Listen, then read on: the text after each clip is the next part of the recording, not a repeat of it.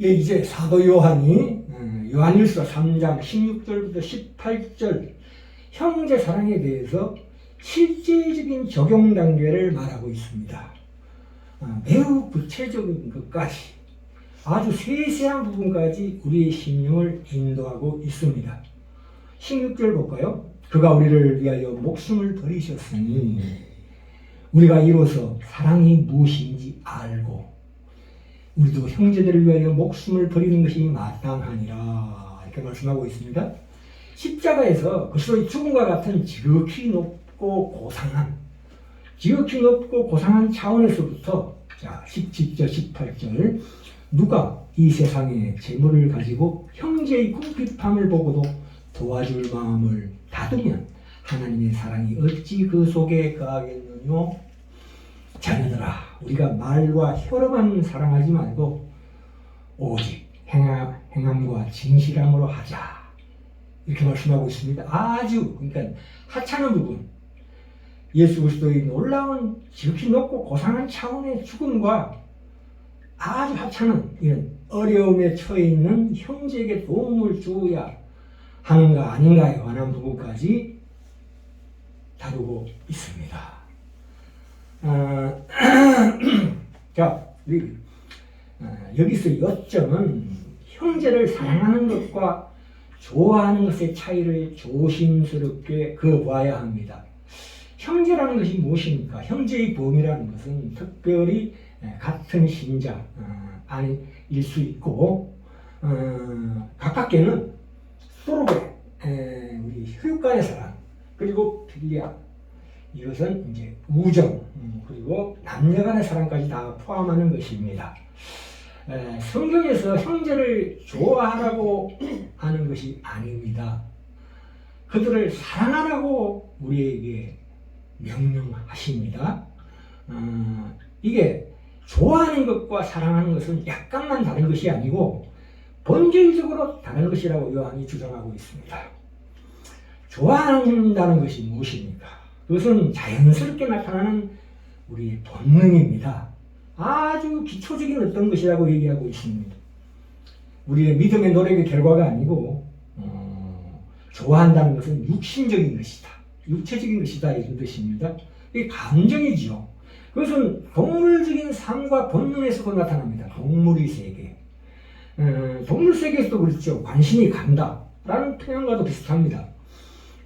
동물의 왕국의 관점에서 봤을 때 여기서는 가장 중요한 특징이 뭐냐면 그 사람의 외모나 색깔이나 어떤 호감 가는 성품 같은 것들 그의 행동이나 태도에 의해서 결정됩니다. 뭐가? 좋아한다는 것이. 그러나 사랑한다는 것은 하나님의 관점에서 생각해 봐야 합니다. 16절에는 분명히 나오죠. 예수도 우리를 위해 죽으시면 그 지극히 고상한 차원에서 바라봐라. 이 아가페적인 차원에서 바라봐라.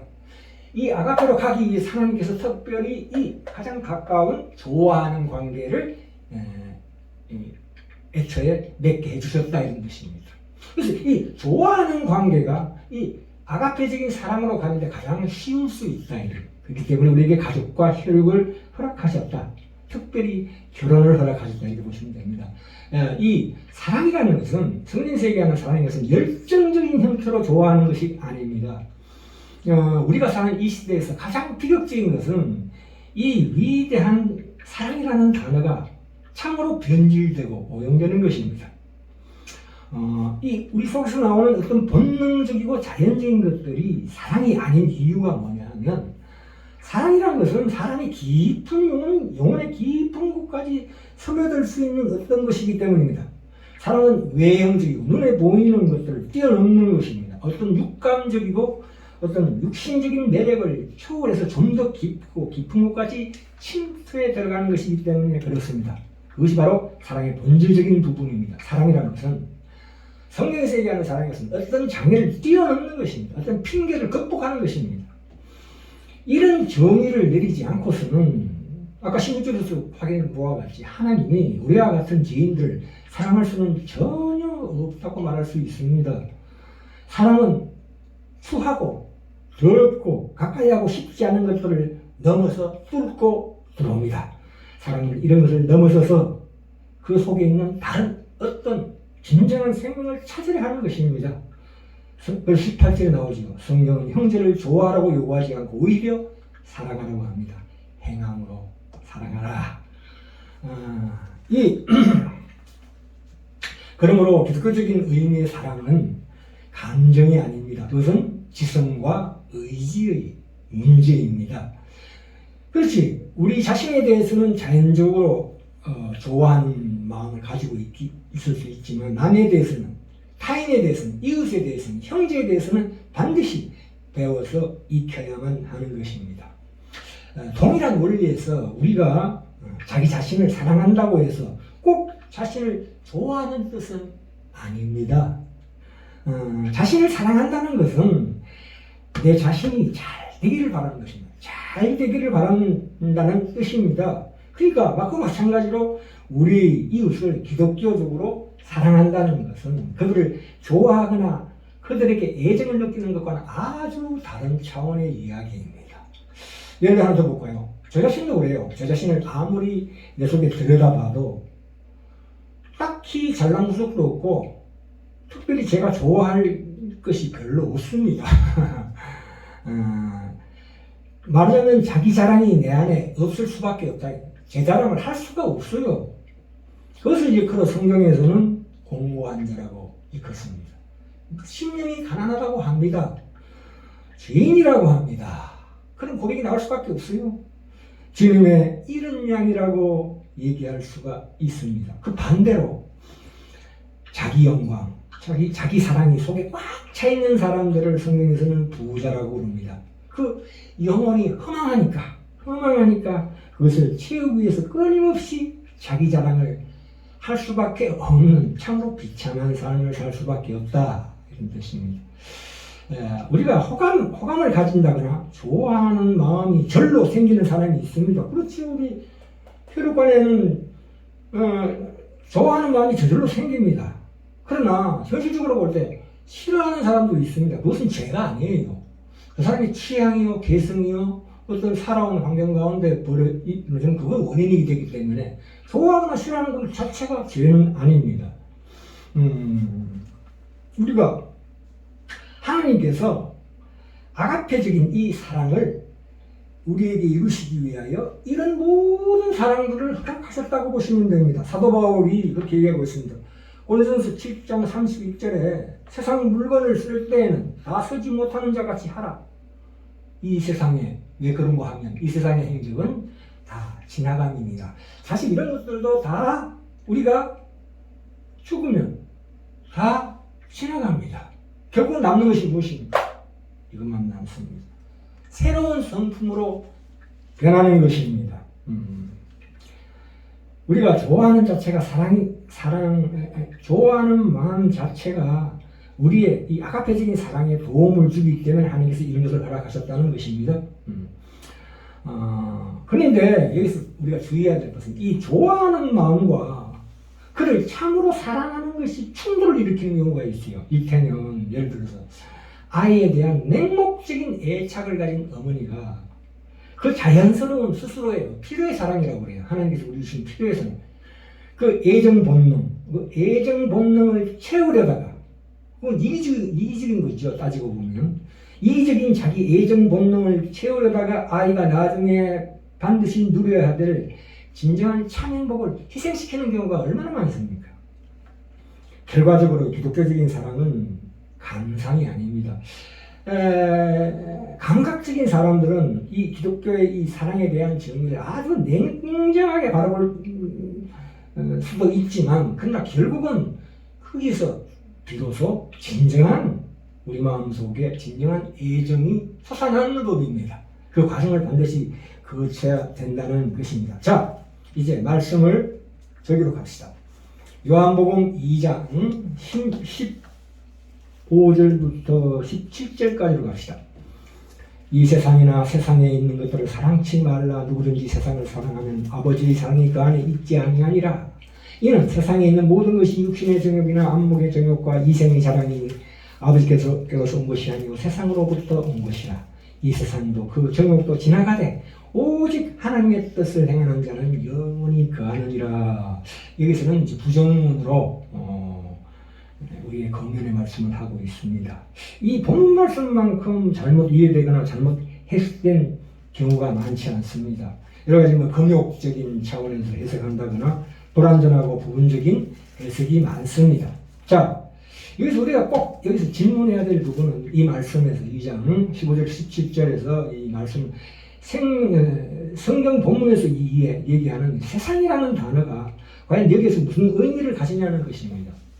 이것은 하나님께서 만드신 이 창조된 세계, 물질적 세계를 말하는 것이 아닙니다. 또한 이 세상의 우리의 삶, 일반적인 삶, 그러니까 가족과의 관계, 결혼 문제, 사업이나 직장 이런 것들을 가리키는 것이 아닙니다. 그것이 세상이라는 것이 아닙니다.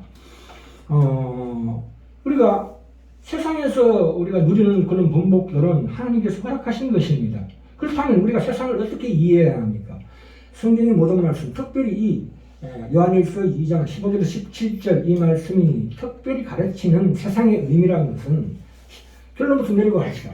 어떤 단체나 어떤 인간의 마음이나 어떤 견해가 하나님을 거부하고 인정하지 않고 자기 멋대로 사는 삶을 일컫는 것을 사랑이라고 부릅니다.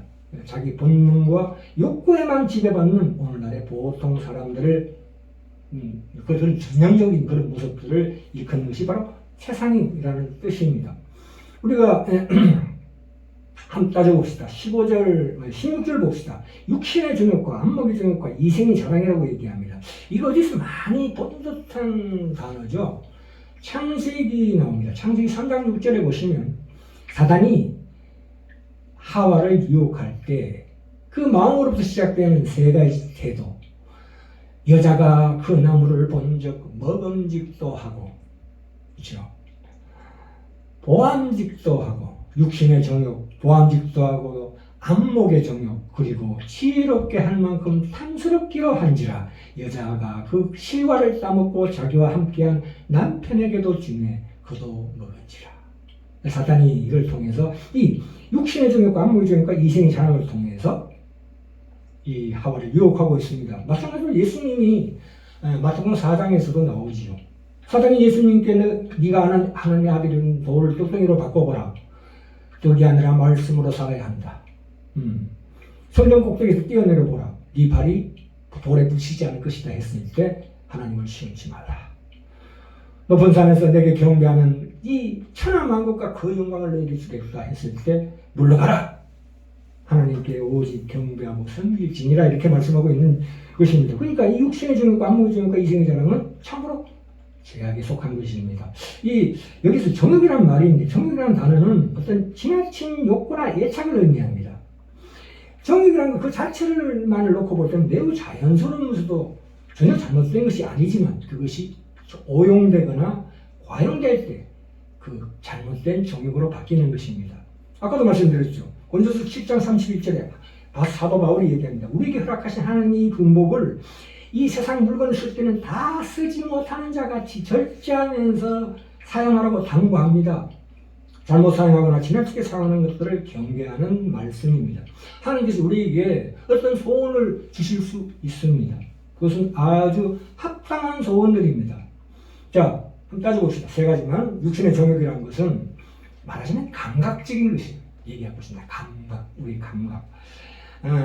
이 정욕이라는 것은 자연적인 것에 발생하긴 하는데 이것이 더 나아가지 못하고 이 하나님의 깊은 경지까지 나가지 못하고 이 자연적인 욕구가 도리어 거기에 침몰되는 거지요. 거기에 예속되는 것, 육신에 예속되는 것을 의미합니다. 감각적 만족만을 추구하는 것인데 예를 들어서 먹기 위해서 사는 사람, 미식가들. 참 사람이 배가 고파지는 건 당연한 본능입니다. 채우는 것은 그건 좋은 것입니다. 근데 그걸 먹으면은 금방 해결이 되죠. 근데 그것을 뛰어넘어 더 맛만 추구하는 것. 그러니까 먹고 마시는 것이 삶을 지배하고 삶의 주된 관심사가 된다는 것은 그건 큰 죄악입니다. 그건 성적인 것도 마찬가지예요. 자, 그 다음에 두 번째, 안목의 정욕은 잘못된 가치관입니다. 이 지적인 단계에 머물러 있을 때도 의심할 여지 없이 죄를 포함하게 됩니다. 왜냐하면 마태복음 5장 28절에 음욕을 품고 여자를 보는 자마다 마음에 이미 간음하였느니라 합니다. 여기 안목의 정욕이라는 것이 이와 같은 음욕의 마음까지도 포함하는 것입니다. 잘못된 가치관을 얘기합니다. 다른 사람을 보면서 불쾌하고 못된 생각을 하는 상상도, 또 특별히 눈에 보이는 어떤 세상에 멋지고 웅장하게 보이는 외적인 것들을 즐거워하는 그 허영심도 포함됩니다. 허영심. 우리 눈을 자극하는 멋지고 대단해 보이는 외모, 말하자면 그 옷이나 집 이런 것들이죠. 하나님께서 우리에게 허락하신 이 거룩한 눈을 가지고 이 안목의 정욕, 세상의 화려함만을 바라보고 거기에 지배받는 삶이야말로 얼마나 비참한 삶입니까? 자, 그리고 세 번째, 이생의 자랑입니다. 이거는 자기 영광이란 말로 대신할 수 있습니다. 야망, 비전이죠. 이게 가장 큰 죄악입니다. 이 세 가지 중에 이 이생의 자랑이 가장 큰 겁니다. 이 이생의 자랑이 왜 심각하냐 하면 다른 사람을 희생시켜야지만이 자신에 대한 자랑을 드러낼 수 있기 때문에 자랑의 특성이 그렇습니다. 자랑의 속성이 그렇습니다. 물론 사람마다 칭찬받을 만한 것들이 있을 수 있지만, 그러나 그 칭찬받고 자기 자랑이라는 것은 사람의 영혼과는 아무 상관이 없는 것입니다. 자기 자랑거리, 어떤 특별한 명성이나 특별한 혈통, 어떤 특별한 단체 있다는 것만으로도 자기 자랑을 삼는 것은 잘못된 거다. 그러니까 결론을 얘기하자면 어떤 형태로든지 자신이 영광을 얻고자 하는 생각이 바로 사도 요한이 얘기하는 이 세상이나 세상에 있는 것들을 사랑하지 말라는 가장 중요한 특징입니다. 이제 결론입니다. 이 세 가지 중에서 특별히 가장 좋지 못한 것은 세 번째, 이생의 자랑입니다. 성경 말씀이 우리에게 영적인 것보다 육적인 죄보다 영적인 죄, 그 자기 자랑을 가장 나쁜 죄로 규명하고 있습니다.